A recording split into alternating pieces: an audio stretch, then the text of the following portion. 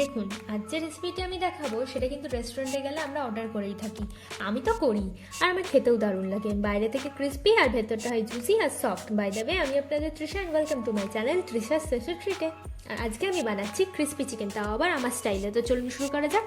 Crispy chicken বানানোর জন্য প্রথমে আমি এখানে একটা চিকেন ব্রেস্ট পিস নিয়ে নিচ্ছি। আচ্ছা, এটা কিন্তু 300 গ্রাম মতো আছে। এবার এটাকে লম্বা লম্বাভাবে এইভাবে কেটে নিচ্ছি।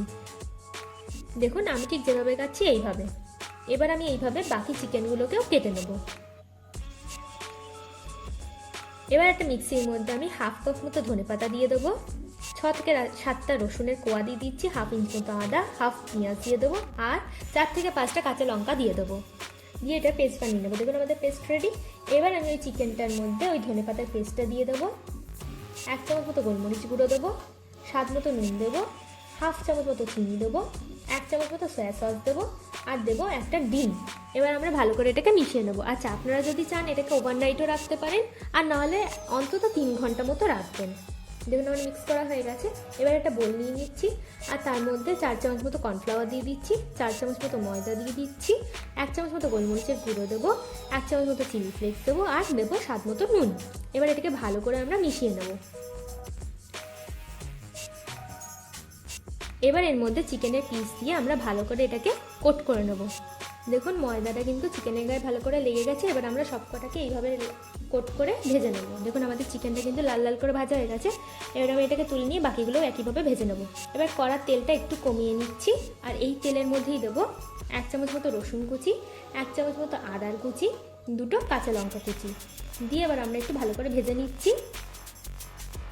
এরপর এতে আমি দেবো লম্বা লম্বা করে কাটা একটা পেঁয়াজ, লম্বা করে কাটা ইয়েলো বেল পেপার হাফ, আর হাফ লম্বা লম্বা করে কাটা গ্রিন বেল পেপার।